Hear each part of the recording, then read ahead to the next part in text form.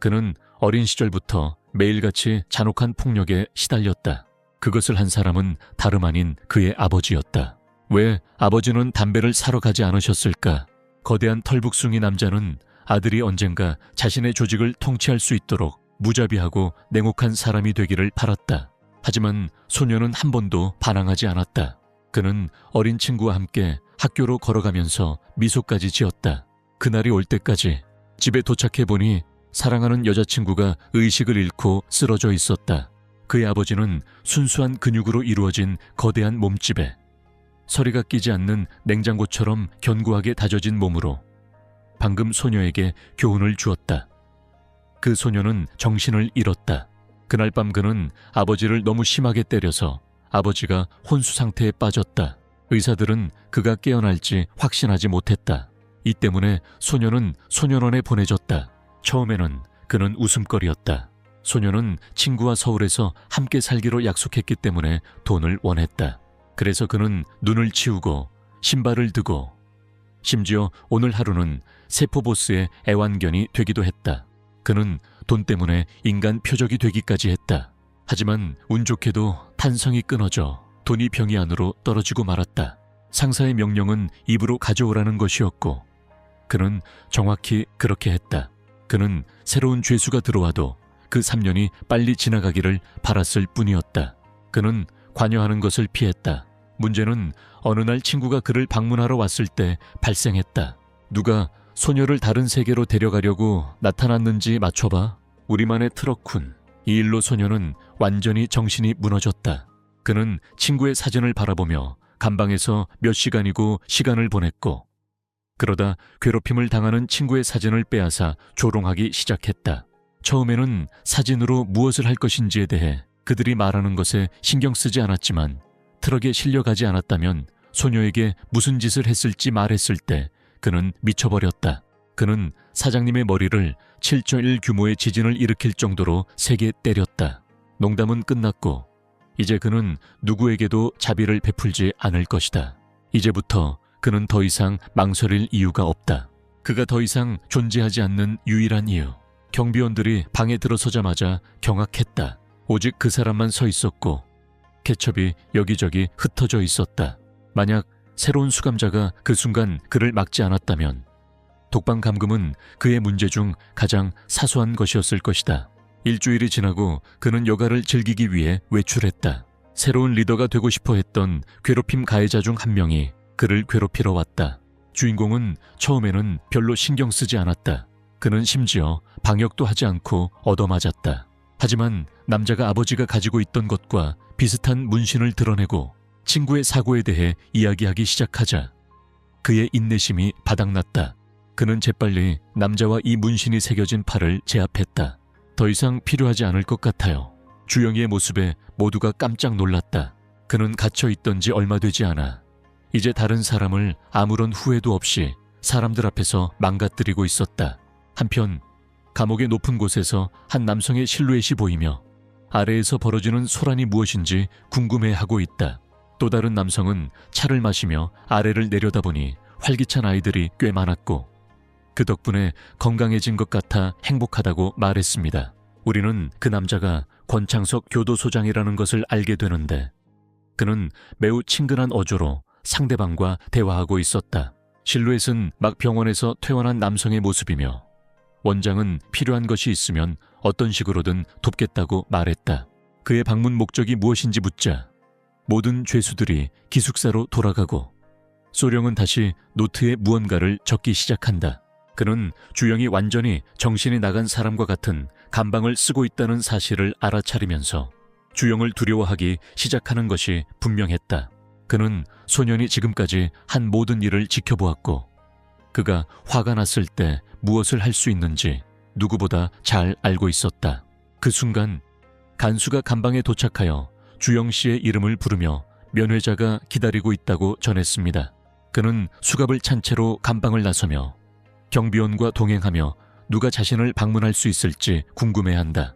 그의 어머니일 리가 없었다. 어릴 적에 어머니가 그를 버렸고 그가 처한 상황 때문에 모든 친척들이 그를 피하고 있었기 때문이다. 그는 자신도 모르게 접견실로 향하는 대신 다른 곳으로 안내받았고 그곳이 감독실의 사무실이라는 것을 알게 되었다. 분명히 정상적인 상황 같지 않아 그의 마음속에는 더욱 의심이 커져갔다. 하지만 문이 열리고 그가 이전에 보았던 신비로운 남자를 보자 상황이 더 잘 이해되기 시작했다. 남자는 아들의 활기찬 모습에 기뻐하며 아버지가 평소처럼 대화하는 모습에 놀라움을 감추지 못하고 그에게 말을 걸기 시작했다. 그러나 아들은 말없이 그저 멍하니 그를 바라볼 뿐이었다. 차강룡이라는 이름의 아버지 얼굴을 처음 봤을 때 왼쪽 눈에 흉터가 있었다. 보이지 않는 두 번째 추진력. 감독은 소년 옆에 서서 소년이 상황에 꽤 놀란 것 같다고 말했다. 그는 최근 아버지가 기적적으로 건강을 회복하셨는데 마치 신의 축복처럼 다시 건강해지셨다고 설명한다. 의사가 했던 말을 떠올리며 너무 어리다는 생각에 눈을 믿을 수 없었다. 왜 이런 일이 일어나는지 궁금해하며 의아해했다. 하지만 그의 아버지가 말을 끊으며 마치 고백처럼 보이는 말을 시작하려 한다. 평생 범죄 조직의 오른팔로 활동했음에도 불구하고 그저 그의 이야기를 끝낸 사람은 그의 적 중 누구도 아니었다. 경찰도 아니었고 바로 그의 아들이었다. 그는 눈을 뜨고 자신이 병원에 있다는 것을 깨달았을 때 그 소년에게 엄청난 슬픔을 느꼈고 아버지로서 아들이 다시 보고 싶다고 말하며 아들을 사랑하고 주영이를 위해서라면 세상에 못할 일이 없다고 했다.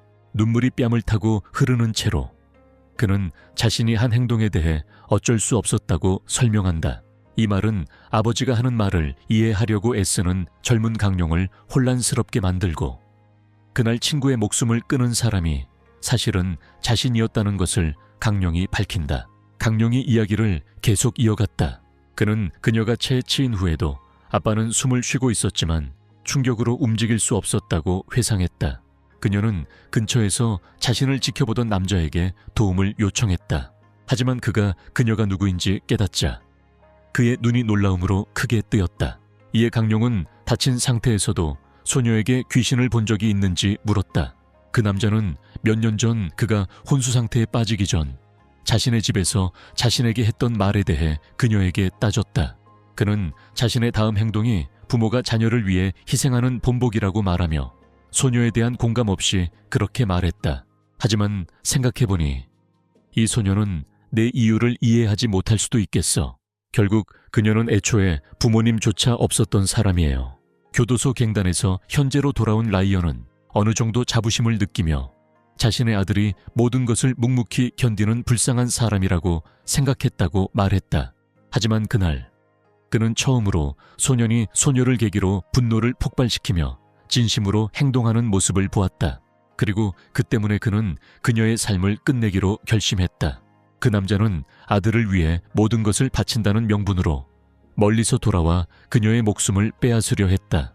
마치 그의 뒤틀린 머릿속에서 이해가 되는 것처럼 감독은 주영이가 말없이 오른손 훅을 휘두르며 아버지에게 달려드는 것을 보고 이상한 점을 알아차렸다.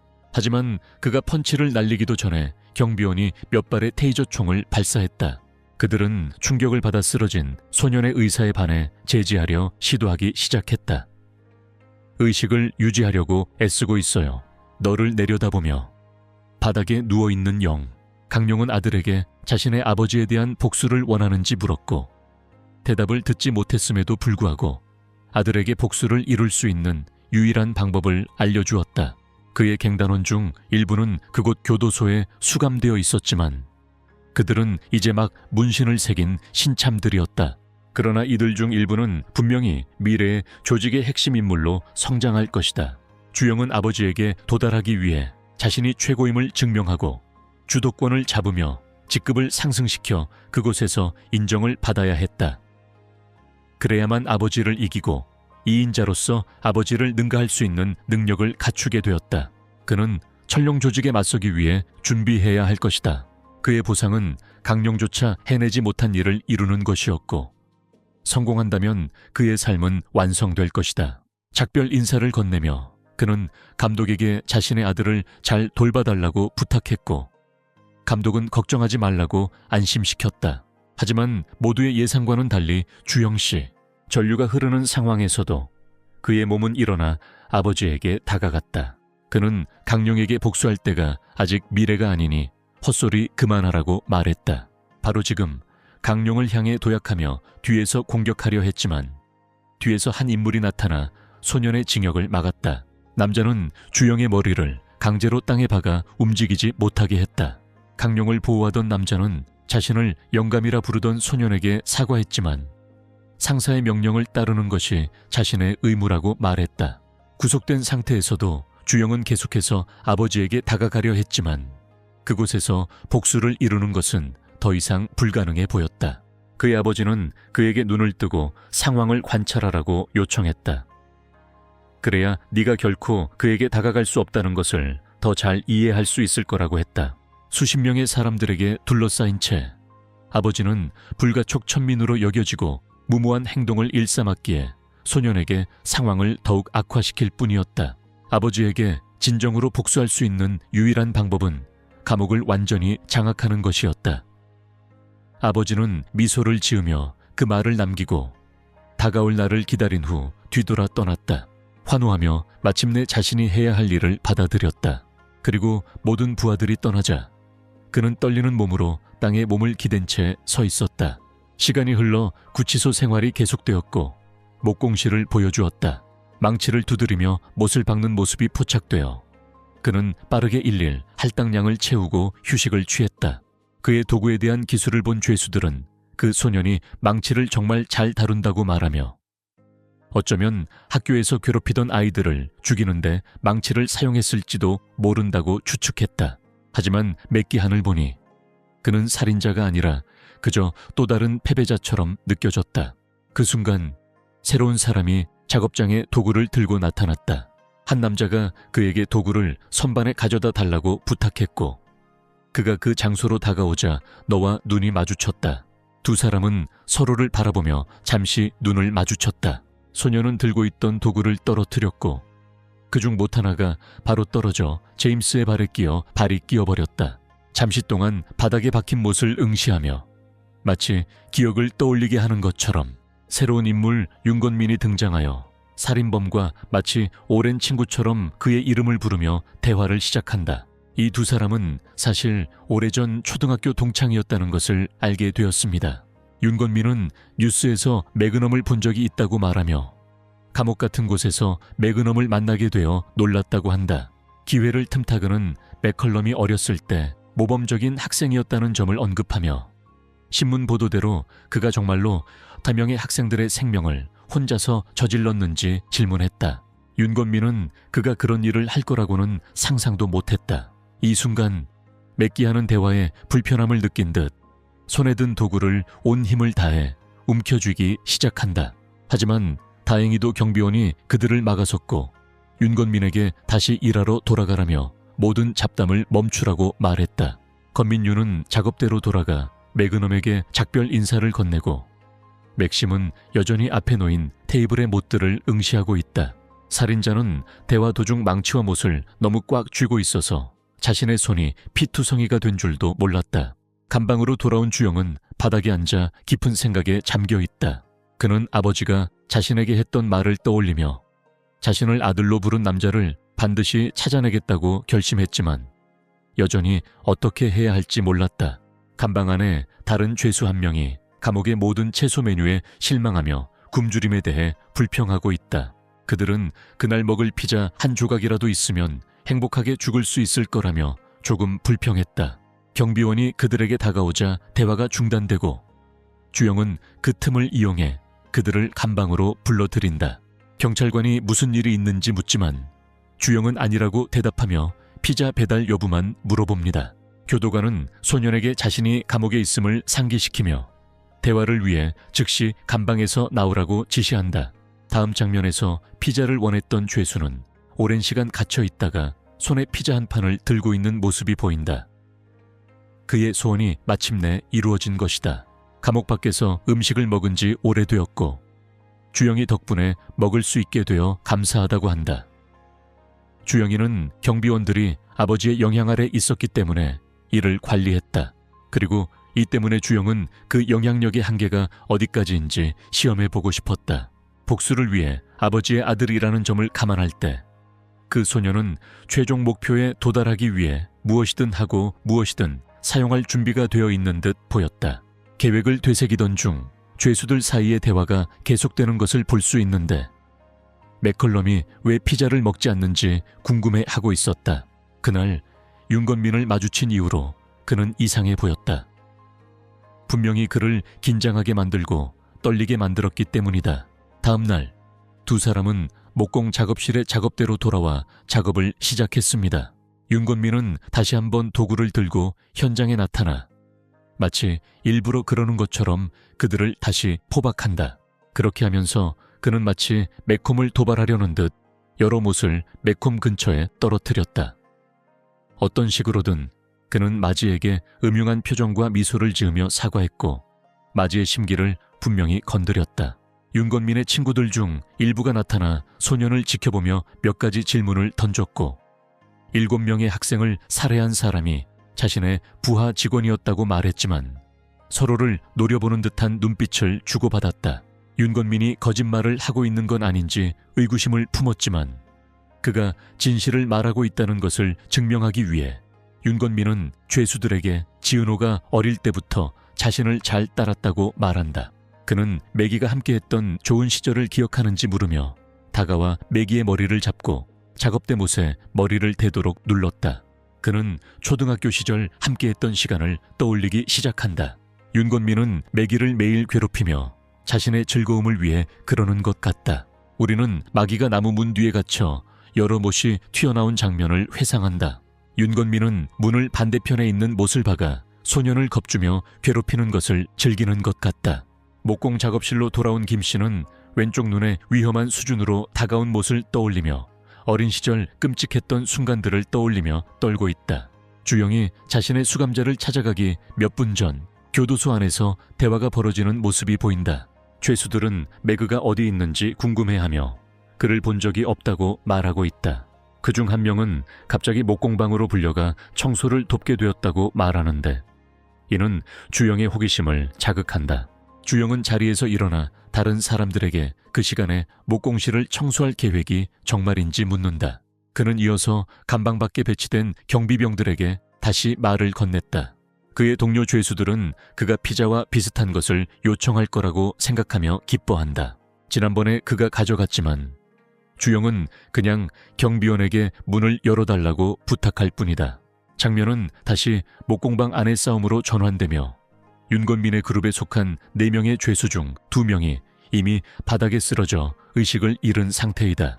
그룹 내에서 가장 키가 크고 힘센 멤버가 주영에게 자신의 이름이 맞는지 묻고 이는 그가 교도소 내에서 이미 주인공에 대해 잘 알고 있다는 것을 암시한다.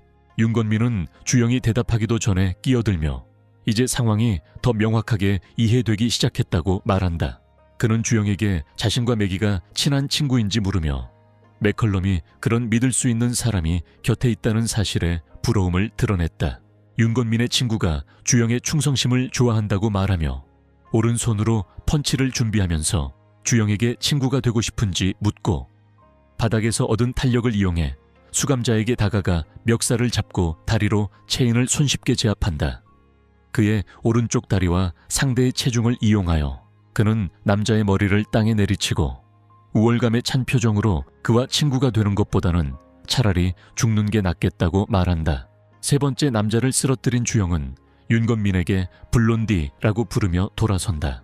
그는 윤건민이 왜 매그넘과 그렇게까지 했는지, 한계를 넘어서까지 밀어붙였는지 묻지만 윤건민은 아랑곳하지 않고 주영이 자신을 가지고 노는 거냐고 되묻는다.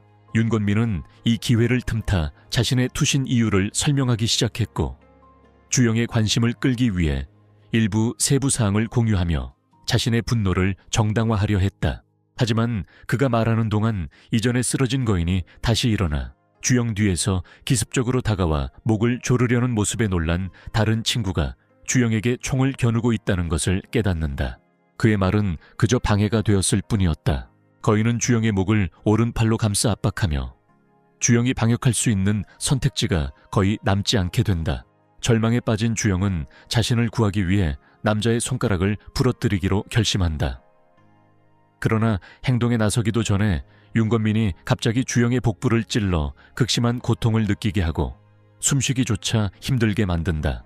바로 그때 그는 사물함에서 나와 거인에게 자신의 동료 수감자를 풀어달라고 애원하며 목조르기가 주영이의 목을 부러뜨릴 수 있다고 경고했다. 메이저 암스에게서 거인을 목 졸라 뒤로 끌어당기는 사슬을 발견하고 매건이 잠긴 사물함에서 어떻게 빠져나왔는지 알아내려 애쓰며 싸움 도중에 자물쇠가 부서진 것을 기억해낸다. 거인은 힘으로 쇠사슬의 끌어당김을 막으려 하지만 메간이 경고하듯 그런 힘은 오히려 목을 더 빨리 부러뜨릴 뿐입니다. 거인은 오른발을 남자의 머리에 대고 힘을 주지만 메간의 경고는 틀린 것이었습니다. 죄수는 저항하려 애쓰지만 매기는 그가 계속 잡아당기면 죽을 수밖에 없다고 경고한다. 큰 경고를 무시한 채 거인은 의식을 잃을 때까지 계속 몸부림치다가 딱딱한 바닥에 쓰러져 숨을 고른 뒤 윤건민을 노려보며 그에게 다가간다. 이제 곧 오네요. 그는 이 모든 일의 피해자라고 주장하며 두려움에 떨며 뒷걸음질 치기 시작하고 이내 공황 상태에 빠진다. 마귀가 점점 다가오자 윤건민은 발을 헛디뎌 뒤로 넘어져 등을 바닥에 부딪히고 재빨리 무릎을 꿇고 용서를 구했다. 그는 마귀의 팔을 붙잡고 발버둥치며 상황을 잊어달라고 애원하고 자신이 그저 타고난 바보일 뿐이라고 말하며 메구미가 늘 생각했던 바로 그 모습 그대로였다. 하지만 마귀는 윤건민에게 그런 생각을 해본 적이 없다고 말하며 그를 놀라게 했다. 윤건민이 자신의 인생을 망쳤음에도 불구하고 매그넘은 그를 죽인다고 해서 과거의 사건들이 사라지지 않을 거라고 설명한다. 그는 윤건민을 어떻게 해야 할지 고민했던 것을 고백하지만 지금 그를 보니 친구였기 때문에 생각했던 만큼 그를 미워하지 않는다는 것을 깨닫는다. 윤건민이 맥컬럼이 어리석고 순진하다고 생각하기 시작하면 하지만 그가 생각을 마치기도 전에 주영이 강력한 발차기로 그의 머리를 가격했다. 킥의 충격으로 몇 미터 앞으로 날아간 무죄한 껌. 윤건민이 자신의 배에 가한 상처를 잡고 있다. 주영은 이제 빚이 다 갚였다고 말한다. 목공실에서 싸움이 일어난 후 시간이 흘러 두 사람이 감옥 기숙사에서 다시 만나게 되고 주영이 매그넘에게 바보냐고 묻는다. 매그넘은 자신이 왜 모욕을 당하는지 이해하지 못하자 주영이 설명해준다. 어떻게 허글명을 죽인 살인범이 윤건민 같은 닭을 두려워할 수 있을까? 망갈람은 두려움이 아니었다고 설명하려 하지만 주영은 이제 그를 더 잘 이해하는 것 같다. 비록 두 사람 사이의 문제를 완전히 이해하지 못했지만 주영은 그를 적으로 여기지 않는다는 것을 깨닫는다. 그는 미소를 지으며 질문에 긍정적으로 대답했다. 우리는 마지막 전투가 벌어졌던 현장으로 돌아간다. 두 사람은 승리의 기쁨에 젖어 서 있고 메이지가 부상을 입은 주영에게 자신을 도와준 것에 대해 감사의 인사를 전한다. 그때 첫 번째 동맹과의 동맹이 형성되는 듯했지만 갑자기 놀라움을 금치 못했다. 한 남자가 그림자 속에서 나타나 윤건민의 쓰러진 몸 옆에 쪼그려 앉아 중얼거린다. 그는 윤건민이 허락 없이 감방을 나간 이유를 물으며 나타난 바퀴벌레에 대한 두려움을 드러냈다. 그는 자신이 바퀴벌레를 무서워하기 때문에 그것을 죽이지 못한 것을 윤건민에게 탓하며 정신을 잃은 듯 윤건민의 얼굴을 마구 때리기 시작한다. 피가 사방에 튀어 알 수 없는 사람은 더러워지고 세균으로 가득 차 더욱 불편해졌다. 그는 신경 쓰지 않고 주영의 셔츠로 얼굴을 닦는다. 그는 이어서 주영에게 피가 온통 묻은 얼굴이 깨끗해졌는지 묻는다. 그의 눈에는 위협적인 기색이 서려 있다. 주영은 갑자기 나타난 죄수에게 아무런 반응도 보이지 않는데 그 남자는 정신적으로 불안정해 보인다. 이건 너를 겁먹게 하지 않아. 영주영은 그의 얼굴이 여전히 더럽다는 사실을 직설적으로 말하며 이는 남자를 분노하게 하여 또 다른 싸움이 벌어지기 전에 상황을 악화시켰다. 경비원이 도착하여 작업이 끝났는지 확인하고 각자 감방으로 돌아가도 좋다고 말한다. 떠나기 전 남자는 주영이의 수감번호 72759를 반복해서 중얼거리며 마치 외우려는 듯했다. 다음 날 슈영 감방의 모든 죄수들이 그를 중심으로 모여 심각한 표정을 짓고 있는 감옥 마당의 모습을 보게 된다. 주영은 베트남에서 왜 다들 자신을 둘러싸고 있는지 묻고 현재 상황을 설명한다. 주영이 매우 강하다는 소문이 교도소 내에 퍼져 근처에 있는 사람들은 누구도 그 무리와 어울리려 하지 않았다. 주인공은 그들이 가까이 있는 것은 상관없지만 자신이 해야 할 일이 있으니 방해하지 말라고 말한다. 그는 철룡 문신을 한 사람들을 찾는데 집중하고 싶어 했고 아버지의 부하들을 제거하고 아버지를 추적하며 그가 무엇을 찾고 있는지 묻자 주영은 특정한 무언가를 찾고 있다고 대답했다. 남인구는 교도소에서 정보를 모으는 것으로 알려져 있기 때문에 그가 찾고 있는 것을 찾는데 도움을 주겠다고 제안한다. 주영은 특정한 지저분한 문신을 찾고 있다고 설명한다. 그날 오후 늦게 우리는 모두 감옥의 공용실에 모여있는 모습을 보았다. 청소년 범죄 조직에 대한 뉴스 보도를 시청해보세요. 상황이 통제불능이었다. 이러한 게임들이 체계적인 그룹을 형성하여 금전적, 물질적 이익을 갈취하기 시작합니다. 주영의 세포에서 온 그룹은 주인공이 TV에 나오는 불량배들을 향해 혐오스러운 말을 내뱉으며 욕설을 퍼붓기 전까지 다큐멘터리에 대해 이야기를 나눈다. 그는 자신의 의견으로는 모두가 감옥에서 썩어야 한다고 말하며 이로 인해 그의 그룹이 불편해한다고 한다. 그의 프롬프트는 그곳에 있는 모든 사람이 마음속으로 악한 것은 아니라는 것을 설명하기 위해 시작되었고 그는 자신이 감옥에 가게 된 이야기를 들려주기 시작했다. 그는 자신의 동네에 있는 전설적인 가게인 티르 바키남에 대해 이야기하며 그곳에서 제공하는 음식의 질이 마음에 들어 자주 방문했다고 한다. 그런데 어느 날 아버지의 영향력을 남용한 지역구 국회의원의 아들이라는 정신 나간 사람이 가게에 나타났다. 그들은 음식을 주문한 후 품질에 대해 비판하기 시작했고 단순히 할 수 있다는 이유로 그곳을 쓰레기통에 버리기로 결정했다. 하지만 그 순간 현재 수감 중인 남인구가 나타나 티파티 애호가들의 지도자라고 주장하는 불량배 무리와 맞서기로 결심했다. 그는 그들 모두와 싸웠고 바닥에 의식을 잃은 채로 남겨둔 채 자신이 그날 그 총알을 지킨 영웅이 되었다고 스스로에게 말했다. 하지만 이 사건으로 인해 그는 그 사람의 영향으로 소년원에 보내지게 되었습니다. 자신의 이야기를 최대한 자랑스럽게 털어놓은 후 다른 수감자가 나서서 남민구가 사실은 큰 거짓말쟁이라는 평판이 있다고 말했다. 그는 자신의 이야기가 진실이라고 맹세함에도 불구하고 아무도 그의 이야기를 믿지 않는다. 주영은 남의 말을 믿어주는 척하며 거짓말을 해서 남의 신뢰를 얻기로 결심한다. 이런 태도로 인해 남인구는 주영이 자신을 가까이 두고 싶어하며 언젠가는 자신의 오른팔이 될 수도 있다는 생각을 하기 시작한다. 생각에 잠겨 그는 감옥 정원처럼 보이는 곳을 가꾸면서 혼자 웃고 있다. 남인구는 무심코 경작 도구를 휘두르다가 지나가던 죄수의 얼굴에 흙을 실수로 튀겼다. 자신이 남민구를 때렸다는 사실을 깨닫고 남민구는 얼어붙었다. 윤건민의 시신 근처에 나타났던 바로 그 남자다. 더러워지는 것을 분명히 싫어하는 사람. 이제 얼굴이 흙투성이가 된 남자는 주영이 자신을 더럽다고 했던 말을 떠올린다. 이 기억은 다시 한번 그의 분노를 불러일으키고 우리는 이 남자가 실제로 남인순의 전 수감자 리더였던 정신적으로 불안정한 인물 남이라는 것을 알게 되며 그는 그곳에 수감된 죄수를 보지 못했다고 빠르게 사과한다. 하지만 남인구는 자신이 저지른 일을 치울 계획이 있는지 화를 내며 물었다. 두려움에 떨며 남민구는 청소를 하겠다고 약속한다.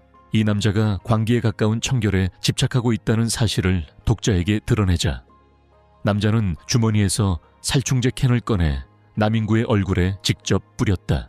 남인구는 고통으로 타오르는 눈으로 무릎을 꿇고 그 남자는 자신이 자발적으로 남인구를 찾아와 무언가를 물어보려 했다고 설명한다. 남자는 주영이라는 수감자 번호 72799를 반복하며 자신과 함께 감방에서 지내는 소년을 찾고 있다고 말한다. 그리고 이 번호가 바로 UM의 번호임을 깨닫는다. 그리고 미친 사람은 자신이 찾고 있는 사람이 감히 자신을 더럽다고 불렀다고 설명합니다. 남자는 눈에 띄게 화가 난 채로 자신이 깨끗하게 지내기 위해 열심히 노력한다고 주장하며 주영이를 함께 찾아 나서자고 요구한다. 매드맨의 불평처럼 남인구는 남자의 오른쪽에서 문신을 발견한다. 주영이가 찾고 있던 바로 그 타투야. 천상의 용. 장면은 다른 장소로 전환되며 주영이 감방 안에서 운동하는 모습이 보인다. 수색에 실패한 주영은 한팔 푸시업을 하며 오직 용 문신을 가진 사람들을 찾는 데만 집중하고 있다.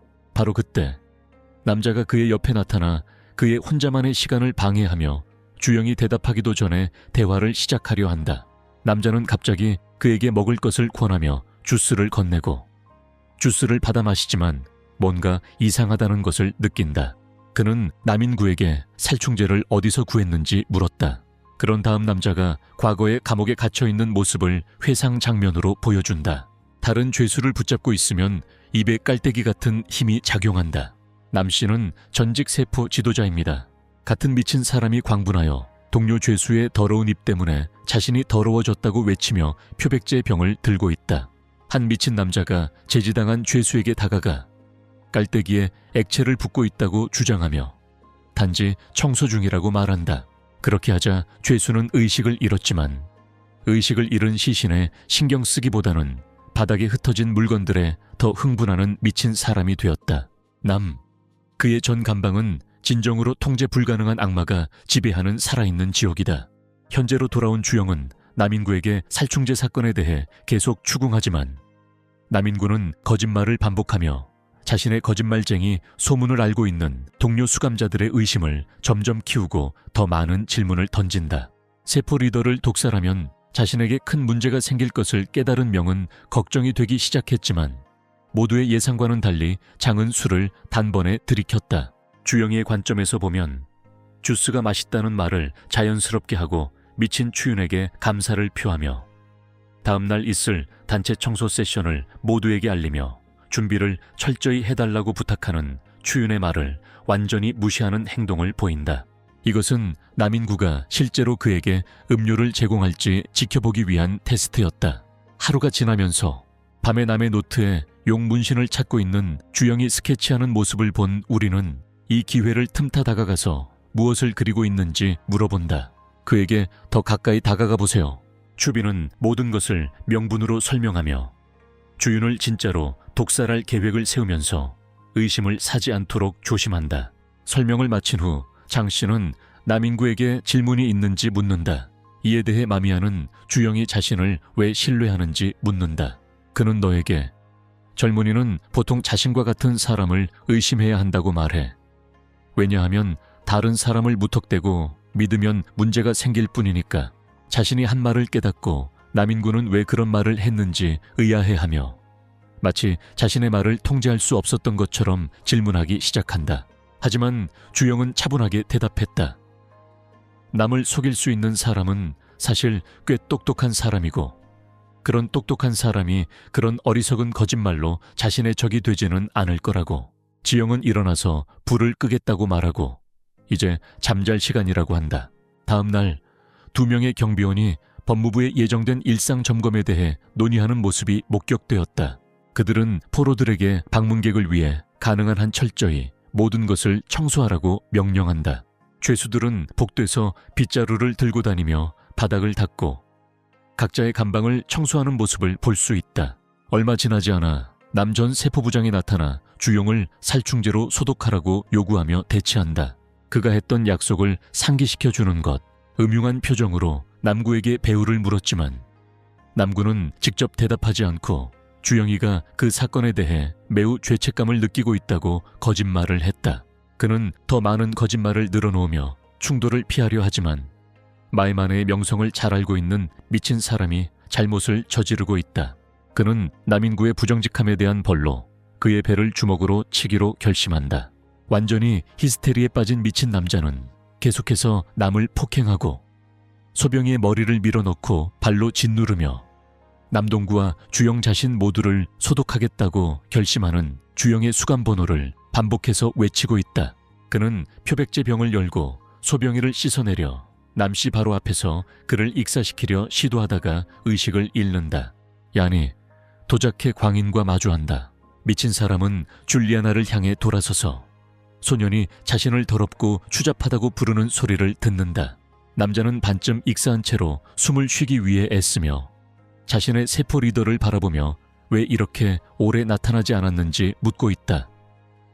이는 이 모든 것이 함정의 일부였음을 암시하는 것이다. 앞서 청소를 하던 중 마이마는 주윤에게 누군가 자신을 위협하며 살충제를 이용해 장에게 독을 먹이라고 요구했다는 사실을 털어놓았다.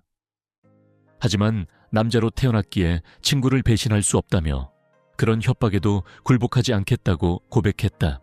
남씨는 살충제 병을 비우고 버렸다. 조만간 자신의 행동에 대한 대가를 치르게 될 것을 알고 있었기 때문이다. 또한 장이 찾고 있던 용문신을 한 사람 중 한 명이 과거에 자신을 위협했던 바로 그 사람임을 밝혀냈고 화장실에서의 대립이 더욱 격렬해졌다. 주영이 손에 무언가를 바른다. 그는 태연하게 광인에게 다가가 그의 옷에 손을 닦았고 그 순간 광인은 격분했다. 미친 사람이 주영에게 위협을 가하기 시작하자 야는 그를 무시하고 셔츠를 잡아 바닥에 세게 내리쳤다. 주윤은 드래곤 문신을 보고 자신이 수감자를 위협하고 죽이겠다고 말한 사람이 자신인지 묻는다. 주영은 이제 죄책감 없이 그 남자를 때릴 이유가 생겼다는 사실에 뒤틀린 기쁨을 느낀다.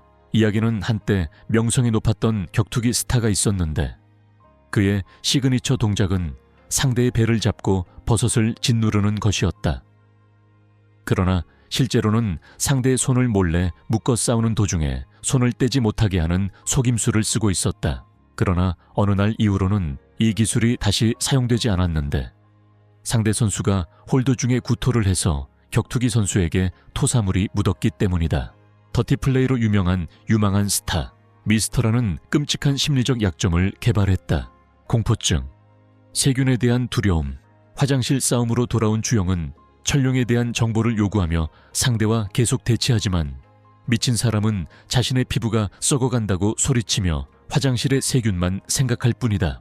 그는 분노하며 주영을 공격하려 하지만 주영은 그의 움직임을 쉽게 막아낸다. 미친 사람은 주영의 수감 번호를 반복하며 그를 죽이겠다고 맹세하지만 주영은 상황을 이해하지 못한다고 말한다. 그는 화장실 바닥에 액체로 손을 적시고 파이터의 입을 강제로 열려고 하며 더러운 손을 남자의 얼굴 가까이 밀어 넣었다. 우리는 전투기가 젊은 시절의 모습으로 회상되는 장면을 보게 되는데 이미 청결에 대한 강박증을 가지고 있었고 땀을 너무 많이 흘리는 것에 대해 불평하는 모습이 담겨 있다. 그는 샤워하는 척하며 자신의 사물함을 열었지만 놀랍게도 누군가 사물함을 함정으로 가득 채운 쓰레기로 채워놓았다는 것을 알게 되었다. 쓰레기가 쏟아져 나오자 앞서 링에서 구토를 하게 만들었던 파이터가 그의 뒤에 나타났다. 이 남자는 링에서 일어난 일 때문에 다른 사람들에게 조롱당했다고 말하며 이제 와서 결판을 내러왔다고 했다. 그는 쓰레기통에서 종이 한 장을 집어들고 파이터를 인간 쓰레기라고 부르며 강제로 먹이려 하지만 이는 심각한 실수를 저지른 것으로 보인다. 주영이 남자의 입에 억지로 손을 넣으려 했을 때 깨달았던 것처럼 이 남자를 더럽히는 사람은 반드시 더 나쁜 운명을 겪게 될 것이다. 격투가는 재빨리 상황을 장악하고 주영을 뒤집어 엎어놓고 그를 누르며 분노에 찬 눈으로 그를 짓누르며 다리를 걸친 채로 광인처럼 기술을 써서 장의 장기를 으스러뜨릴 듯 위협한다. 주염의 마음은 어린 시절로 돌아가 아버지가 자신을 안아주지 않다가도 때리기로 마음먹으면 공군처럼 온몸을 부둥켜 안고 뼈가 부러지도록 때리던 기억을 떠올린다. 이러한 고통스러운 기억들이 주영의 결심을 더욱 굳건하게 만들었고 그로 인해 주영은 침착함을 되찾을 수 있었다. 그는 미친 사람의 손을 잡고 그를 땅바닥에 거꾸로 던진다. 이제 통제권을 잡은 GM은 광인에게 자신이 배설하는 것처럼 땅에 싸우는 것에 익숙하다고 말한다. 그는 광인의 양쪽 갈비뼈에 강력한 타격을 가하고 이어서 온 힘을 다해 남자의 팔을 비틀었다. 지우양은 그를 조롱하며 팔을 꺾을지 척추를 부러뜨릴지 먼저 해보라고 묻는다. 고통에 시달리는 미친 사람은 항복을 시도하며 주영은 이전에 싸움을 포기하는 사람을 본 적이 없어 혼란스러워한다. 싸움이 끝난 후 미친 사람은 입에 깔때기를 물린 채 묶여있다. 필사적으로 소리를 지르려 애쓰며 주영에게 광인이 여전히 저항하고 있다고 알린다. 두 사람은 자신과 너무나도 닮은 사람이 어떻게 이해하기 어려울 수 있는지 의문을 품고 현재의 전략이 실패한 상황에서 미치광이의 입에 있는 깔때기에 소변을 보는 것 외에는 선택의 여지가 없다고 생각한다. 주영은 그렇게 할 준비를 하며 가능한 방법들 중 이 방법이 가장 충격적이라고 불평한다. 미친 사람이 바닥을 뒹굴며 발버둥 치는 동안 남인구는 깔때기를 통해 레몬 주스를 마시게 하려고 애쓰고 있다. 주영은 감탄하며 그 맛이 어떨지 궁금해하고 마침내 광인의 저항을 멈추게 한다. 추유는 천룡 조직에 대해 다시 질문을 하며 광인으로부터 가능한 모든 정보를 얻어내려 한다. 미친 사람은 이야기를 시작하며 한 여성에게서 문신을 받은 순간을 회상한다. 일을 하면서 그녀는 천룡과 같은 거대한 조직이 자신과 같은 사람을 어떻게 받아들일 수 있을지에 대해 이야기했다. 검은색 옷을 입고 긴 머리를 가진 여성은 용의 힘과 권력을 상징하는 반면 꽃은 생명과 활력을 상징한다고 설명했다. 그녀는 그 조직이 다음 세대로 이어질 씨앗을 찾고 있다고 그에게 알렸다. 사람들은 그를 좋아해요. 하지만 아무리 아름다운 꽃이라도 결국 시들어 땅에 떨어져 죽게 된다. 이 신인들은 어른들이 더 이상 갖지 못한 잠재력으로 가득 차 있었다. 환경과 겪은 경험에 따라 크게 성장할 수 있었다. 이 단체는 자체 정원 내에서 이러한 재능을 키우는 것을 목표로 했다. 성장하고 아름답게 번성했던 사람들. 천룡의 꽃이 피어나듯 갱단 모집에 대한 이야기를 조금 들려주자. 우리는 다시 화장실 신문으로 돌아간다. 그 미친 사람은 자신이 그저 낮은 직급의 일원일 뿐이며 그 이상은 잘 모른다고 인정한다. 석방을 간청하는 주영은 아버지가 자신을 폭력적인 환경에서 자라게 하여 기하급수적으로 성장하도록 의도적으로 환경을 조성했다는 사실을 깨닫는다. 생각을 끊고 미친 사람은 주영이 왜 그 조직에 대해 그렇게 궁금해하는지 묻고 혹시 자신들과 함께하고 싶은 건 아닌지 궁금해한다. 미친 사람은 주영이 조직에 합류하고 싶어 할 거라고 추측하며 심지어 주영을 개인적으로 추천하겠다고 제안하는데 이 말에 주영은 즉시 분노한다. 주영은 포로를 목덜미에 붙잡고 갑작스러운 공격에 남자는 충격과 혼란에 빠졌다. 미친 사람은 당황해서 자신이 주영에게 자신이 아는 모든 것을 말했다고 주장하지만 너에게는 그렇지 않다고 한다. 분노에 휩싸인 젊은이는 그를 질식시켜 의식을 잃게 만들고 그에게 입을 다물라고 말한다. 주영은 분노를 참지 못하고 남자의 얼굴을 향해 주먹을 날렸고 강력한 일격을 가했다.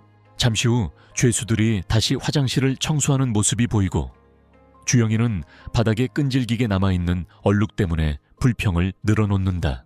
그는 표백제를 가져오는 것을 고려하지만 윤건민이 손에 병을 들고 나타나 주영에게 건네고 주영은 남궁구 씨가 정신이 나간 게 아니냐고 묻는다.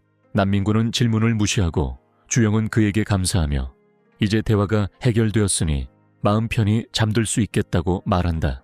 주영은 아직 대화가 살아있다고 정정하며 나이가 많은 구 씨가 과거 자신의 감방에서 표백제로 고문을 당했던 일에 대해 물어볼 기회를 잡는다.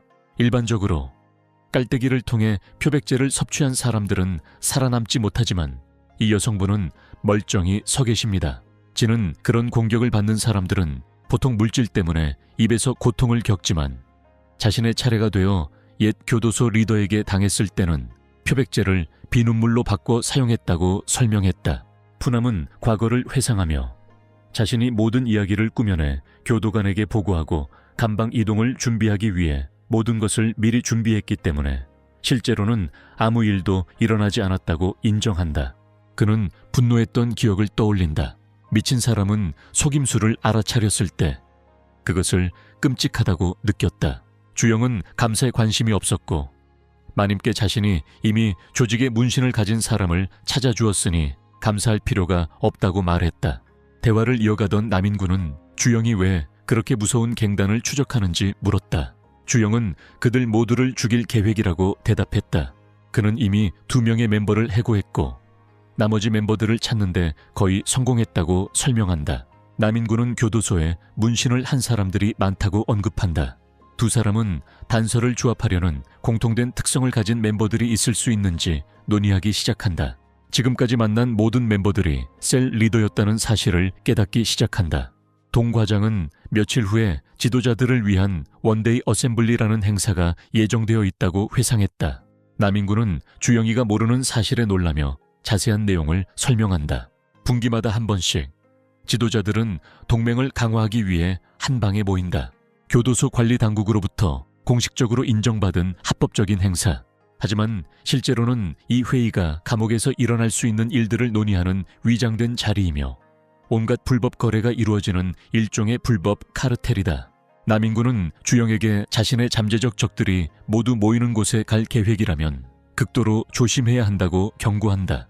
그는 주영에게 잊어버린 듯한 무언가를 상기시켜준다.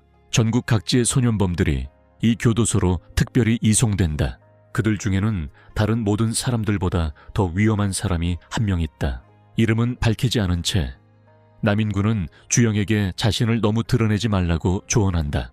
남인구가 대화를 마치자 곧 회의가 열릴 방 입구에 삽이 놓여있는 모습이 보인다. 회의가 기대되던 날 모두가 지정된 방으로 모여들기 시작하고 철룡 조직의 일부 회원들도 모습을 드러낸다. 여러 멤버들이 패배한 이유에 대해 이야기하며 그 원인을 주양이라는 인물에게 돌리고 있다. 이야기는 여러 등장인물을 한 패널씩 소개하며 이름이 밝혀지지 않은 채로 진행되다가 누군가가 문을 열고 들어와 이야기를 방해한다. 한 사람이 들어와 앞서 입구에서 보았던 삽을 집어들고 왼손에 쥐었다. 신입은 삽을 맨손으로 반으로 부수며 모든 것을 찾는 게 정말 그렇게 쉬웠냐고 묻는다.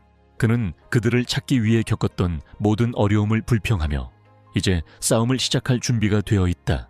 그는 방을 둘러보며 조직원 중 한 명을 공격하기로 결심하고 남자의 천장이 왜 존재하는지 이유를 물었다. 구치소 마당에서 한 남성의 목에 삽 손잡이가 부러진 채 꽂혀 있는 것을 가리키며 주영과 그의 동료 죄수매기와 윤건민이 삽을 들고 일하는 모습이 보인다. 지도자 회의가 시작되기 직전 이들은 업무를 하면서 그 문제에 대해 논의하고 매기에게 지도자 회의가 무엇에 관한 것인지 전혀 모르는 상황임에도 불구하고 지도자에게 격려의 말을 몇 마디 해달라고 부탁한다. 주영은 교도소장이 직접 승인한 범죄자들을 위한 접견 장소라고 설명한다. 불법적인 협상과 정보 교환이 이루어지는 곳으로 알려져 있다. 메가는 회장의 요청에 따라 주양에게 가능한 한 가장 일반적인 방식으로 좋은 만남을 기원했다. 남인구가 짜증나게 하네. 수정, be careful for good를 추가합니다. 숀을 만나면서 그들 사이에 잠시나마 동료애가 느껴졌다. 남자는 다시 한번 주영에게 회의에서 문제를 일으키지 말라고 경고하며 모두가 빠져나갈 수 없는 방 안에서 모든 이의 관심을 끌지 않도록 주의하라고 당부한다. 회의 현장으로 돌아온 주영은 주영의 징역을 막으려는 조직원 한 명과 눈이 마주치자 망가진 손잡이를 목에 들이대며 조직의 모든 씨앗을 뿌리째 뽑아버리겠다고 위협한다. 상대방은 자신을 방어하는 대신 주영에게 목숨을 잃을 위험을 감수하면서도 보복하지 않기로 선택한다. 주영은 그에게 맞서 싸우라고 요구하며 도발하려 하지만 남자는 거절하고 오히려 감사 인사를 전하며 상황에 대한 두려움을 전혀 드러내지 않는다. 주영은 이 상황이 혼란스럽고 남자는 세포 지도부가 질서 유지를 명분으로 폭력을 행사할 수 있다고 설명한다. 그는 주영에게 그 규칙 때문에 그런 행동을 하는 것 같다고 말하지만 가장 중요한 부분을 놓쳤다고 한다. 그는 최근 주영이 패배한 3명의 세포 지도자들과 벌인 싸움에서 그의 행동에 정당한 이유가 있었을 것이라고 설명하며 이 개념은 조직 내에서 정당화라고 불린다고 덧붙였다. 남자는 결국 주윤과 아무런 이익이나 이유 없이 싸우는 것은 주영이 원하는 방식으로 대응할 만한 가치가 없다고 설명한다. 그러나 그는 주영이 싸움을 고집하고 교도소 질서를 어지럽히면 그를 둘러싼 다른 수감자 리더들이 그가 살아서 도망치지 못하게 할 것이라고 경고한다. 미소를 띤 채로 그는 이 모든 것을 알고도 주영이 여전히 자신을 찌르려 할 의향이 있는지 묻는다. 이로 인해 주영은 처음 세운 전략을 다시 생각하게 된다. 이메일을 보낸 것은 경솔한 행동이었지만 이제 들은 정보를 확인하는 것이 좋은 생각인 것 같다. 남자는 여전히 손을 주머니에 넣은 채 일어나 주영이 그 어설픈 거래를 끝냈는지 묻는다. 그는 주영이 그를 정말로 죽일 의도가 없었다고 주장하며 마치 주영의 마음속을 들여다본 것처럼 그가 하려던 모든 계획을 알고 있었다고 말한다. 주영에게 등을 돌린 채 그는 소년의 행동에서 철룡에 대한 적대감을 느낀다고 추측한다. 그는 이어서 주영이 정말 자신의 자리를 모르는지 묻고는 주영을 한심하다고 불렀다. 주영의 긴장된 입장이 끝난 후 수감자가 몇몇 인원의 부재를 아쉬워하며 회의를 시작하겠다고 알렸다. 그는 이전에 주영에게 심각한 부상으로 패배했던 3명의 죄수들에 대해 언급한다. 한 조직원이 묵주를 들고 아나운서와 함께 안타까운 상황을 애도하고 있다. 아나운서는 계속해서 이 모든 일의 원인이 수주영이라는 사람이라고 말하고 있습니다. 이제 공식적으로 36번 셀의 새로운 리더로 소개된 그는 모두가 소문 속의 그 사람이라며 관심을 보이고 그가 어느 갱단에 속해 있는지 궁금해하고 있다. 차주영은 둘러보니 새로운 리더로 보이는 한 명을 제외하고는 언뜻 보기에 철룡 문신이 없는 15명의 세포 지도자들이 모여 있다는 것을 깨닫는다. 안경을 쓴 소년이 주인공에게 할 말이 있는지 묻는다. 그러자 그는 셀 리더가 되는 것이 정말 그렇게 특별한 일인지 묻고 답하는 것을 생각하게 된다. 어쨌든 그 소년은 그것을 기대하고 있다고 말하지만 이미 또래들 사이에서 불편함을 일으키고 있는 것이 분명하다. 두 번째 주제로 교도소 내 셀 리더들이 운영하는 상점, 즉 매점에서 발생하는 수입에 대해 말씀드리겠습니다. 이 매점들의 수익 중 일부는 소장에게 전달되지만 이번 학기에는 일부 곡물 납부가 이루어지지 않았습니다. 도안공원의 도박장. 하지만 이 부분에 대해 조직폭력배는 실수에 대해 사과하며 오늘 중으로 배송을 완료하겠다고 확인했습니다. 그러고 보니 또 다른 소녀는 그 지역에서 돌던 이상한 소문을 기억하고 있었습니다. 이 소문에 따르면 신뢰를 바탕으로 해야 할 것으로 여겨졌던 사무실 내 모든 고위험 도박 게임들이 실제로는 큰 사기였다고 한다. 도안은 모두가 잡힌 사람들에게 무슨 일이 일어났는지 알고 있었기 때문에 그런 일은 절대 하지 않겠다고 대답했다. 또한 자신의 조직에 사기가 있다는 것을 알게 되면 신뢰를 확고히 하기 위해 그곳에 있는 누구든 자신을 자유롭게 죽여도 좋다고 허용했다. 그래서 회의는 담배 유통과 같은 주제로 이어졌고 한 정비소 안에서 진행되었다. 누군가 더 큰 소리로 말하기 시작하며 제발 그가 이미 충분히 고통받았다고 말하지 말라고 간청한다. 그는 그들에게 이 완전히 절망적인 금지를 계속하지 말아달라고 간청한다. 젊은이는 도박을 하고 있었고 끔찍한 패를 가진 사람에게 방금 졌다. 그가 계속한다면 틀림없이 바닥까지 떨어질 것이다. 하지만 어쨌든 여기가 도박장입니다. 그곳은 직업훈련센터로도 활용되는 워크숍이며 제이 레노는 그곳에서 새로운 고객들을 맞이합니다. 각 테이블마다 다른 종류의 게임이 있어 기존 카지노보다 게임이 더 간단하다고 한다. 그는 주사위 게임을 시작하라고 추천하며 매우 재미있을 거라고 주장한다.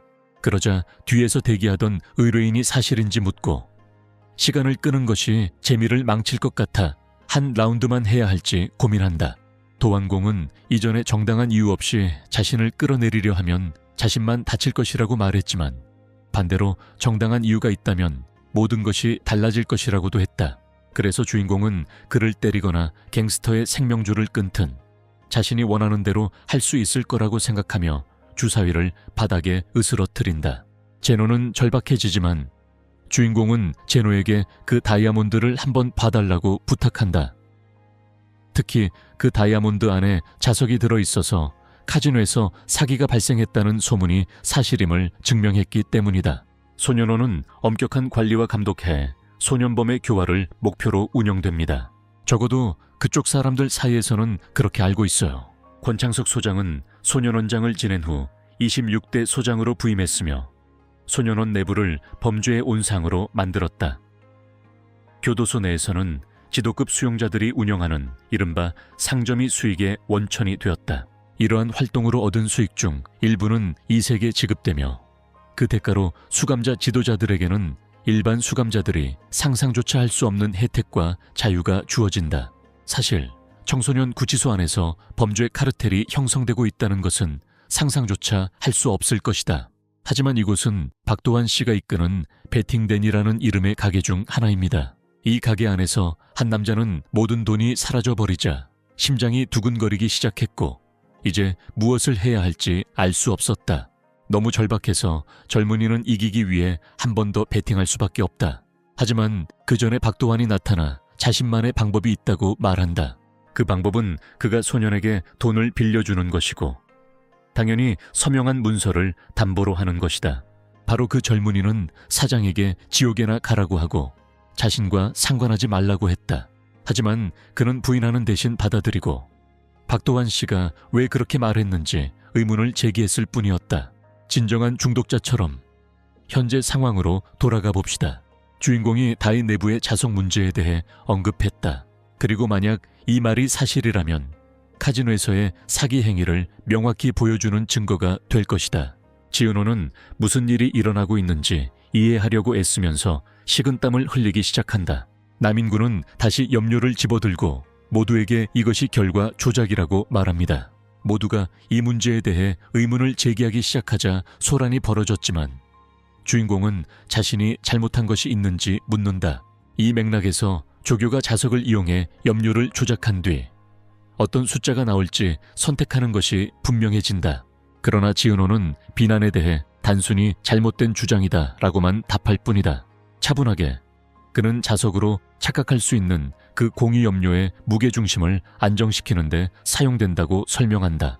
기본적으로 무게가 있고 손에 진짜 자석이 있는 거예요. 청년은 주인공에게 시험해보라고 제안했고 그가 말했듯이 만약 정말로 자석이었다면 그 작은 발은 땅에 떨어지지 않았을 것이다. 하지만 그렇게 설명하며 예시로 든 다른 금속 물체들처럼 그대로 굳어버렸을 겁니다. 의문을 품던 사람들은 모두 영웅을 조롱하기 시작했을 겁니다.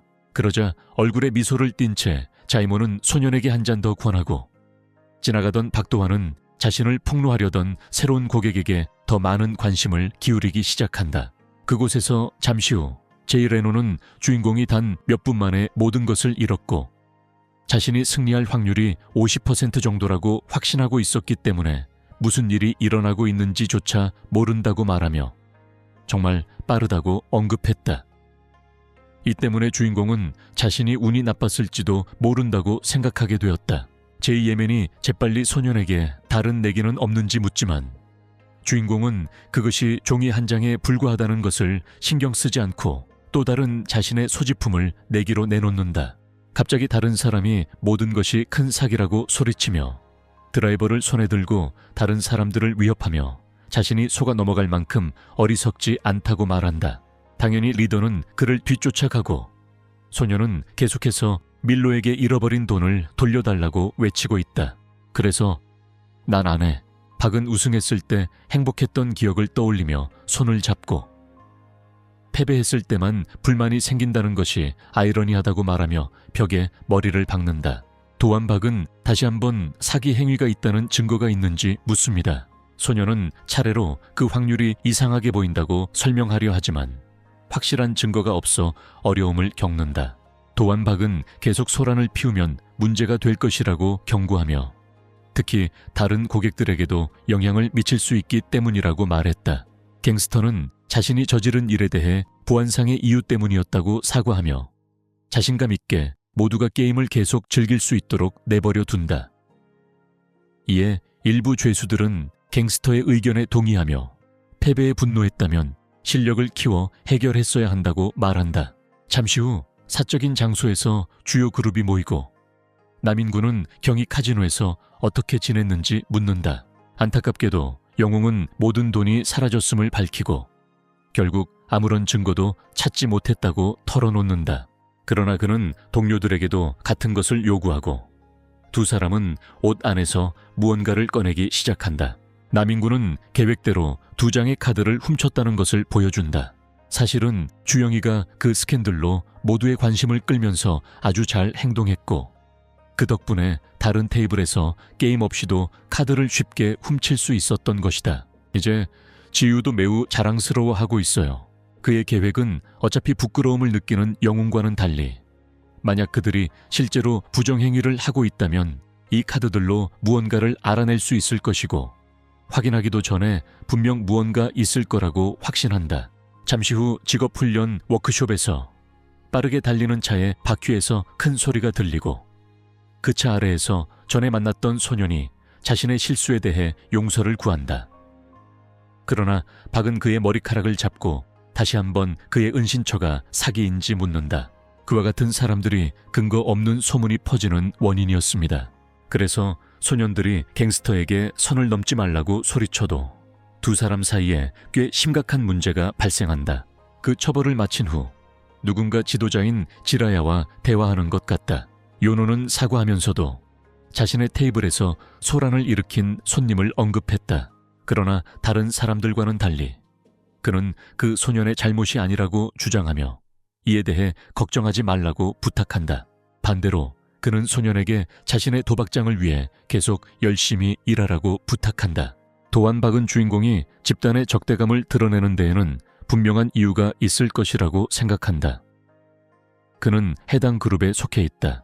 당신은 공격받는 것에 전혀 신경 쓰지 않지만 그의 최우선 순위는 카지노의 안녕이다. 그래서 그의 표정을 보니 방해받으면 다른 조치를 취할 것임이 분명하다. 다시 메인 그룹 방으로 돌아온 구나미는 무언가를 발견했다는 소식을 전하며 기뻐했다. 동료들은 아직 보지 못하지만 그는 아주 잘 볼 수 있다. 그는 훔친 카드 뒤에 사기 행위가 있다는 것을 알아차렸다. 그가 원의 패턴을 자세히 살펴보면 두 원이 크기가 다르다는 것을 알아차린다. 그러므로 뒷면을 보면 알 수 있는 명백한 표시가 있는 카드이며 손에 들고 있다는 것은 주인공이 마침내 이른바 정당성을 찾았다는 것을 의미한다. 그러나 그 자동차 정비소에서는 두안박도 또 다른 소란을 일으킬 가능성에 대비하며 두리안 처리를 위한 핑계거리도 준비하고 있었다. 소년원에서 윤유욕 18번으로 수감된 다른 날들과 다를 바 없는 하루입니다. 김종수가 풀려나자마자 그가 밖으로 나오자마자 아직 모르는 사람이 나타나 축하 인사를 건네는 모습에 깜짝 놀란다. 그는 축제를 위해 두부를 가져오고 소년이 안에서 재미있게 놀았는지 물어봅니다. 그리고 김종수는 남자들의 댓글을 이해하지 못했는데 그 내용은 그가 내기 도박으로 재미를 봤다는 것이었다. 그리고 젊은이는 아무 일도 하지 않은 것처럼 계속 행동하자 조폭은 그 두부를 억지로 그의 목구멍에 밀어 넣었다. 얼마 전 그는 도박에 깊이 빠져 있던 소년이었는데 사장으로부터 약간의 보증금을 받고 돈을 빌려주겠다는 제안을 받았다. 그러나 그 보증서는 이제 그의 앞에 있는 갱스터의 손에 확실히 쥐어져 있었고 김종수가 서명한 추출 동의서였다. 키 1.74에 몸무게 64일이고 술과 담배를 하지 않는 이 소년은 꽤 건강한 외모를 가지고 있었으며 가장 좋은 점은 혈액형이 O형이라는 것이었다. 그래서 그들은 오랫동안 이 소년을 기다리고 있었다. 갓 출소한 김종수는 억울함을 호소하려 했지만 그는 그저 벤 뒷좌석에 던져줬을 뿐이었다. 몇 시간 후 갱스터는 이 젊은이들이 활기 넘쳐서 장기들이 매우 신선하다고 말한다. 이 덕분에 그의 사업은 크게 성장하여 새로운 칩과 임플란트까지 할 수 있게 되었는데 이는 현재 도박장을 운영하는 박도환의 장기 밀매 조직원 덕분이다. 하지만 주제를 바꾸어 갱스터는 동료가 언제까지 이런 일을 계속할 생각인지 묻는다. 흔적을 하나라도 놓치면 누군가가 그를 잡을 수 있어요. 그리고 감독은 매우 교활하기 때문에 최악의 상황이 발생하더라도 그는 책임을 회피할 것이며 여전히 공은 그에게 돌아갈 것이다. 설령 잡히더라도 그는 돈이 해결하지 못할 문제는 세상에 없다고 생각하기 때문에 개의치 않는다. 주인공의 감방으로 돌아온 그는 편지에 적힌 표시를 발견하고 그 차이가 너무 미세해서 아직 아무도 발견하지 못했을 거라는 사실을 깨달았다. 이름을 묻는 건 지은호도 자신이 그렇게 대단하다고 생각하는지 묻는 건데 지은호조차도 그가 수사관으로서 얼마나 뛰어난지 감탄하고 있으니까. 어쨌든 이제 우리의 주인공은 모든 적을 베어낼 수 있는 검을 얻었으니 직업훈련소에서 미처 끝내지 못한 일을 마무리하기 위해 밤에도 도박장에 가겠다는 것을 분명히 했다. 잠시 후 주영은 고개를 높이 들고 돌아왔다. 히메노는 자신이 돌아온 것에 놀랐지만 그 계획에 대해서는 전혀 알지 못했다. 테이블로 간 영웅은 이곳이 트럼프 카드를 두는 자리인지 묻고 모두가 보는 앞에서 트럼프 카드를 두게 되었다는 말을 듣는다. 그는 이 장소가 어떻게 조작되는지 폭로하기 위해 자리에 앉는다. 그러나 계획을 실행하려던 찰레 박도환이 나타나 그를 기다리고 있었다며 자리에 앉았다. 더욱이 완전히 이해할 수 없는 방식으로 그는 주인공이 철룡에 대해 왜 그렇게 집착하는지 궁금해하며 그와 함께 놀아보자고 제안한다. 박은 이에 대해 주인공이 철룡에 대해 왜 그렇게 집착하는지 궁금해한다고 언급한다. 기린은 분명히 자신의 개인적인 사생활을 그에게 털어놓지 않는다. 그러자 작업장 책임자는 소년이 마음을 바꿀지, 소년이 요청할지, 소년이 이기면 어떤 결과가 나올지, 그리고 그 결과가 크게 다르지 않을 수도 있다는 점을 이해하는지 물었다. 주영이는 동의해요. 가게 주인이 직접 라운드에 참여하기 때문에 많은 사람들이 모이고 이런 일이 생기면 사장님이 주인공에게 게임을 고르도록 친절하게 허락해 준다. 중이는 이미 주사위 놀이를 해봤기 때문에 트럼프 카드를 선택하는 경향이 있다. 그러나 지은호는 초보자도 잘할 수 있는 기억력 게임. 예를 들어 같은 카드를 뒤집어 맞추는 게임을 제안한다. 플레이어가 같은 숫자를 얻으면 자신의 차례를 계속할 수 있지만 실수를 하면 상대방에게 차례가 넘어갑니다. 이전에 본 카드들의 위치를 기억하는 것이 핵심입니다. 하지만 그는 마커 카드를 알고 있기 때문에 장은 질 수 있는 방법이 없다고 믿는다. 하지만 더 많은 카드를 모른다면 어차피 완전히 길을 잃을 겁니다. 이번 라운드에서는 도박장 운영자 박도환과 36번 세포 조직책이 공개됩니다. 그러나 지금 멀리서 남인구는 동료에게 제대로 본 것인지 묻고 주인공의 마음에도 같은 의문이 스쳐 지나간다. 이유는 알 수 없지만 모든 카드 뒷면에 있던 표시가 사라졌기 때문이다. 남인구 구청장은 그 표시가 너무 작아서 현재 위치에서 보이지 않는지 묻습니다. 하지만 미치오는 이 카드들의 표시가 없다는 것이 진실이라는 것을 알고 있다. 아마도 이 제도에 대해 알고 있는 박도환은 아이러니한 웃음을 터뜨리며 꽤 아름다운 카드 패턴이라고 평했다. 결국 도박장에서는 그들은 매우 신중하며 최고 품질의 덱만 사용합니다. 게다가 초보자를 위한 다양한 게임도 많이 있습니다.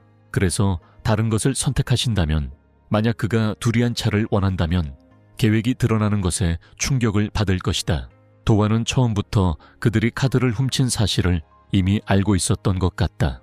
이들은 도둑잡기와 같은 다른 게임도 할 수 있다고 계속 언급하고 이 힌트를 통해 남인구는 주인공이 준비되었는지 묻는다. 만약 준비되었다면 그들은 주도권을 잡고 배팅을 할 것이라고 한다. 이 단계에서 도환은 장사를 운영하면서 많이 놀지 않기 때문에 더 재미있게 놀 수 있는 방법이라고 생각하여 큰돈을 테이블에 걸고 시작한다. 그럼에도 불구하고 주인공은 자신이 가진 돈이 전혀 없다고 말하지만 이미 예상했던 일이었기에 지유는 담보로 게임을 할 수 있다는 사실을 상기시켜준다. 그리고 이를 위해 필요한 것은 자신이 베팅하고자 하는 신체 부위를 표시한 장기 추출 동의서에 서명하는 것뿐이다. 하지만 처음에는 주인공이 전혀 반응하지 못한다.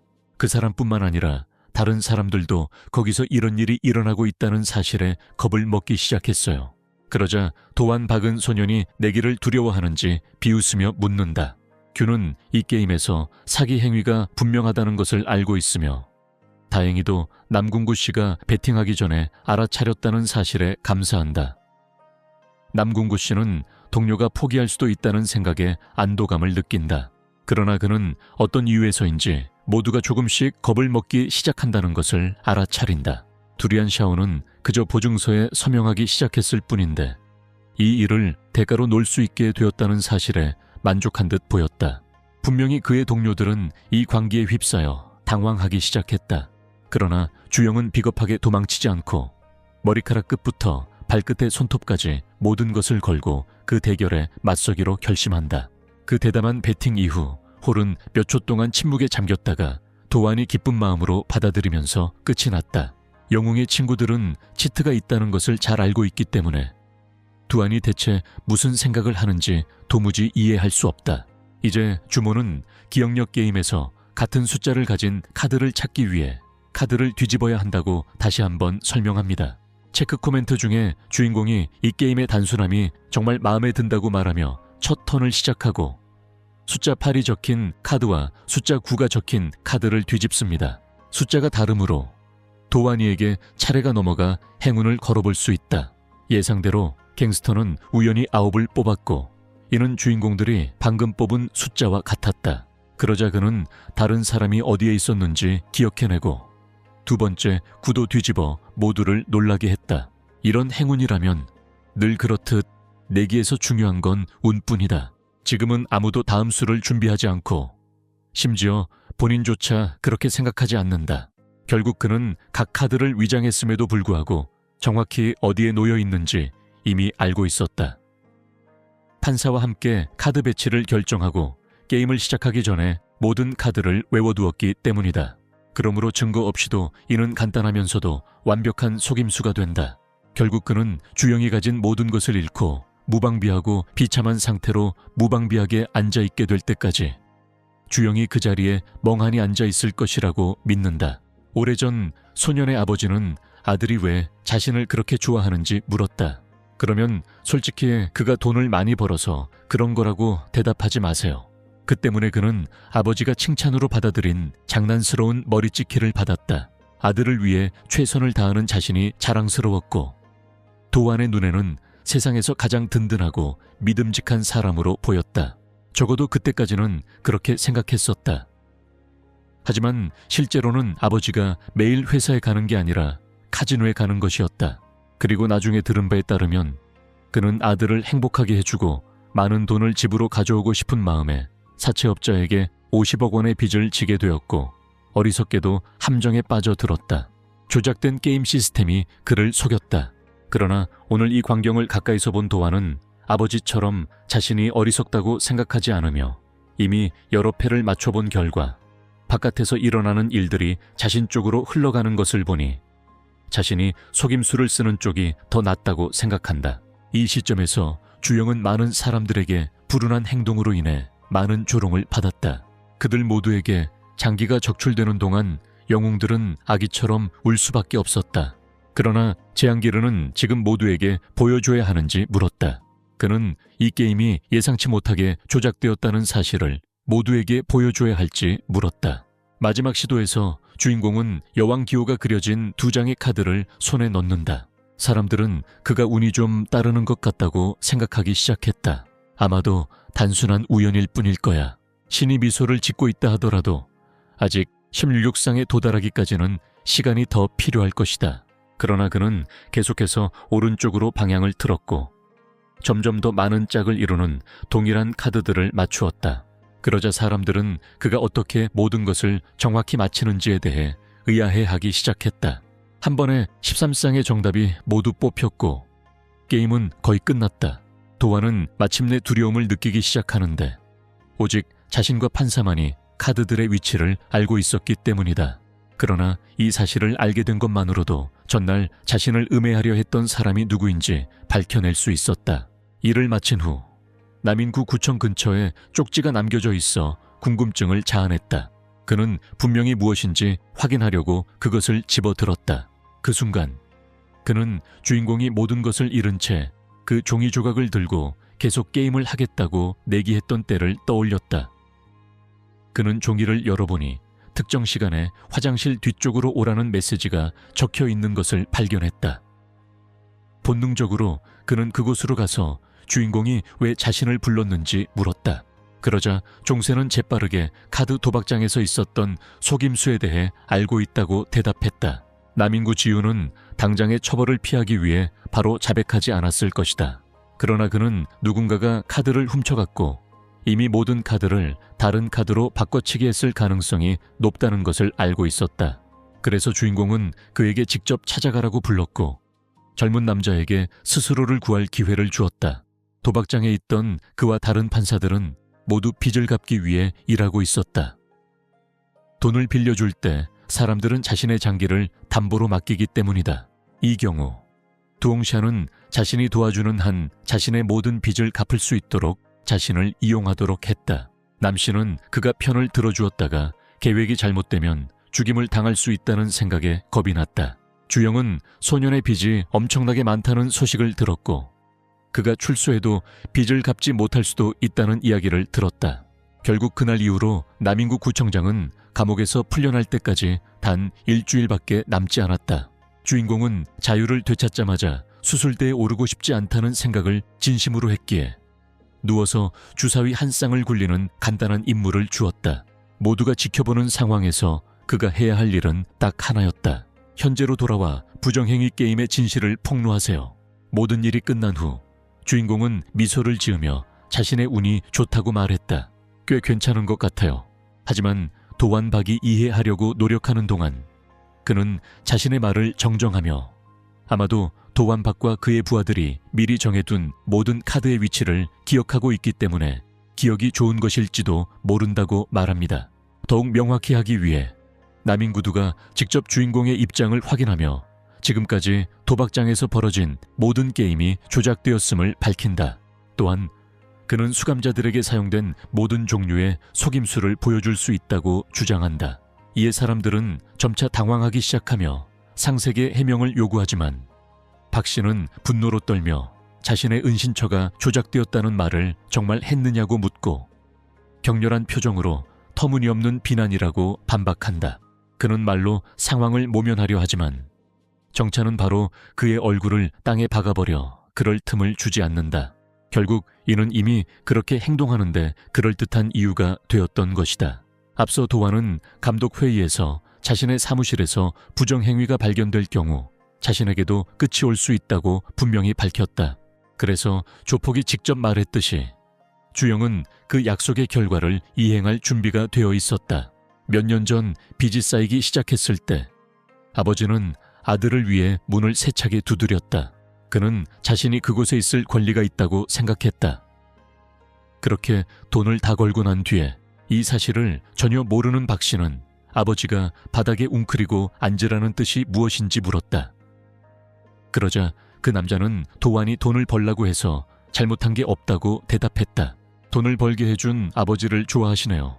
그래서 그는 이 비극 이후 얼마 지나지 않아 도박으로 쌓인 빚 때문에 아버지가 병상에 눕게 되면서 그런 상황에 처하게 되었다. 그리고 그때부터 더는 돈이 없어서 겪는 어려움의 문제를 깨닫기 시작했는데 돈이 없으면 가족을 보호할 수 없었기 때문이었다. 현재로 돌아온 주인공은 청년을 끝장내겠다고 말하며 말을 이어간다. 그러나 자신을 완전히 짓눌러 버릴 듯한 공격으로 모든 것을 끝내려던 찰나 그는 예상치 못한 불편한 상황에 직면했다.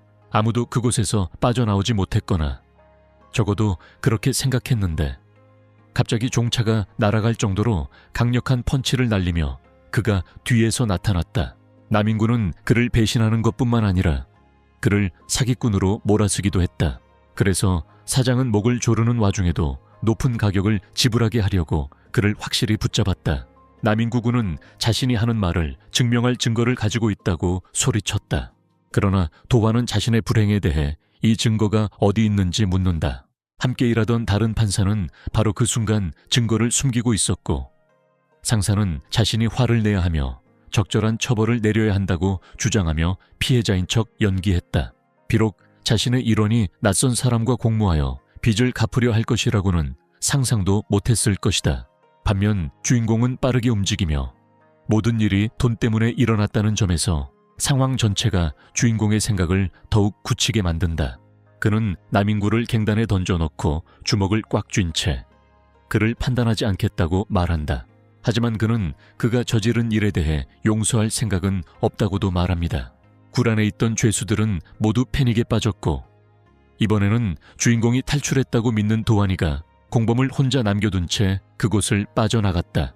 그러나 영웅은 뒤에서 그런 짓은 절대 하지 않겠다고 응답하며 그를 너무 세게 차서 우주 전체로 날려보낸다. 결국 장은 과거에 도망치거나 다른 사람을 탈출시키려는 의도로 그곳에 간 것이 아니었다. 그 침대에 소년의 아버지가 누워 있었다. 안타깝게도 아직 의식을 되찾지 못했습니다. 그러자 도완은 의사에게 자신이 그런 상태가 된 것은 도박 때문인 것 같다고 말했다. 아무리 원망스러워도 소년은 아버지가 많은 책임을 지고 있다는 것을 알고 있었다. 결국 그날 빚을 지게 된 원인과 같은 수단으로 빚을 갚아나가며 가족을 지키지 못한다는 것을 깨닫고 돈 없이는 가족을 보호할 수 없다는 것을 깨달았다.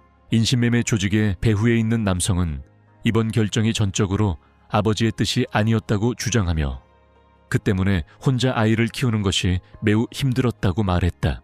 그래도 아버지가 빚을 갚아낸 터라 왜 아직도 그 앞에 서 있는지 궁금했던 그는 혹시 아들의 사랑 같은 것이 그를 움직이게 한 건 아닌지 물었다.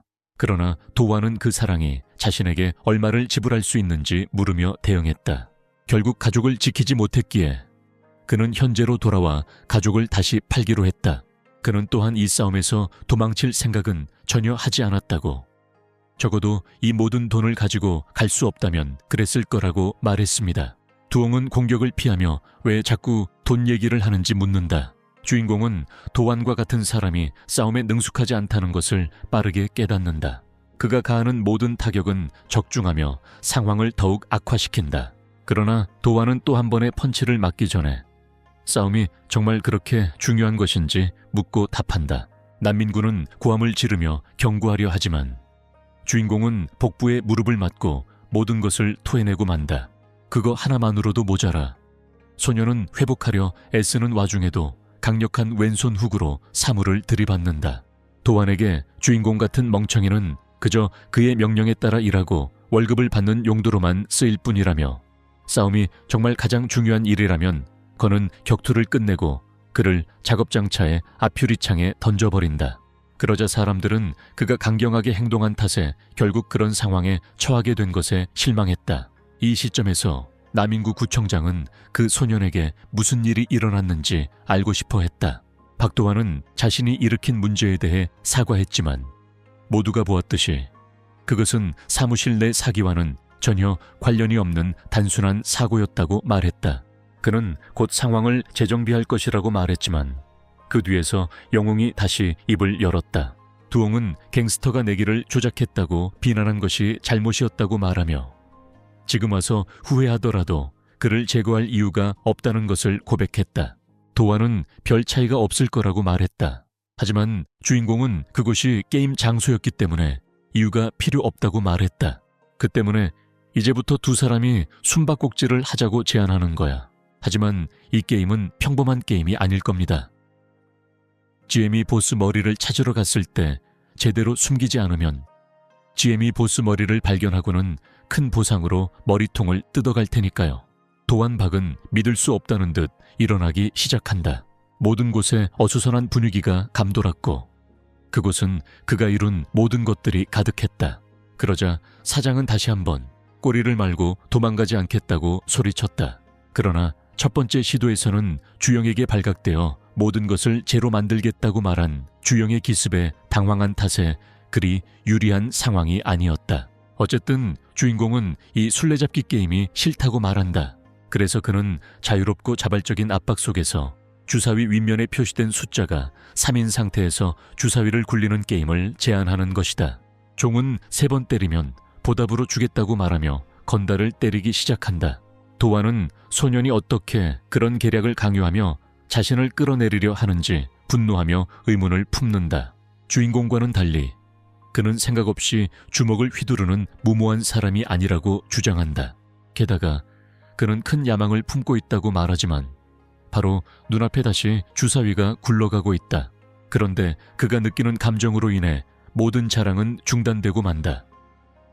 특히 GM은 상사가 정말 큰 계획을 가지고 있을 수 있다는 것을 이해하지만 불행히도 주사위가 6개의 눈금이 표시된 면에 걸리면서 그는 운이 없게 되었다.